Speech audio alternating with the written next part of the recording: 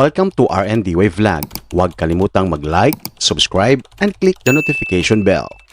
Kamakailan lamang ay may tahimik ngunit napakalaking development na nagaganap Japan, United States at Pilipinas.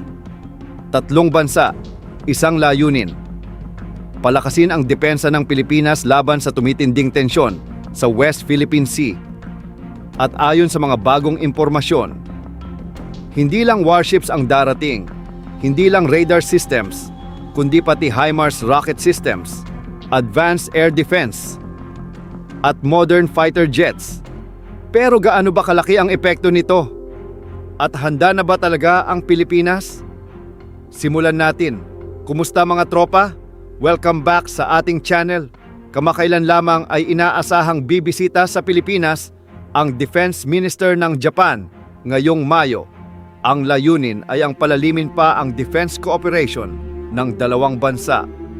Isa sa pinakamalaking usapin, ang posibleng pag-transfer ng Abukuma-class destroyer escorts mula Japan papunta sa Philippine Navy.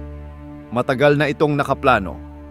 At kung matutuloy ito, malaki ang magiging epekto nito sa West Philippine Sea. Bakit?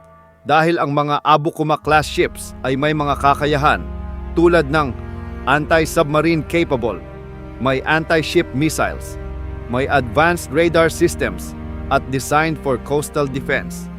Ibig sabihin, mas lalakas ang presensya ng Pilipinas sa West Philippine Sea. Hindi lang warships ang usapan. Nag-aalok din ang Japan ng Type 03 Air Defense System. Ito ay isang modernong air defense system na may range na umaabot sa 50 hanggang 70 kilometro, kayang pabagsakin ng aircraft at kayang pabagsakin ng incoming missiles mula sa kalaban. Mas nakakagulat pa, handang pondohan ng Japan ang pagbili nito kung gugustuhin ng Pilipinas. Ibig sabihin, hindi lang dagat ang binabantayan, kundi pati na rin ang himpapawid. Ngayon, mas lalo pang naging interesting ang sitwasyon matapos mag-post ang Max Defense Philippines ng mga larawan ng M142 HIMARS. At sa defense community, kapag nagpo-post ang Max Defense, ibig sabihin, may nagaganap na progreso. At bakit mahalaga ang HIMARS? Dahil sa ngayon, walang kahit isang MLRS ang Pilipinas. Ang HIMARS ay may range hanggang 200 at 70 kilometro, may precision strike capability at mobile rocket artillery. Ibig sabihin, kayang tamaan ng Pilipinas ang target mula sa malayong distansya. At ilang beses na ring nagsagawa ng training ang Philippine Army, kaya kung mabibili ito, madali na lang itong i-deploy. Ayon sa reports, inaasahang ma-access ng Pilipinas ang $500 milyong na military aid mula sa Amerika o halos katumbas 30 bilyong piso. At ayon sa mga defense observers, priority dito ang pagbili ng HIMARS, air defense systems at mga drone defense systems. At hindi lang diyan nagtatapos. Ang kabuuang military aid maaaring umabot sa $2.5 bilyong o halos katumbas 100 at 50 bilyong piso. Malaking tulong ito sa AFP modernization. Isa pa sa posibleng bilhin, ang MADIS o Marine Air Defense Integrated System. Ito ay ginagamit laban sa drones, mga low-flying aircraft at maging sa mga helicopters. Importante ito dahil sa modern warfare ngayon, malaki ang papel ng drones at mas practical gamitin ang MADIS kaysa gumamit ng mahal na missiles. Isa pang posibleng makuha ng Pilipinas, ang NASAMS.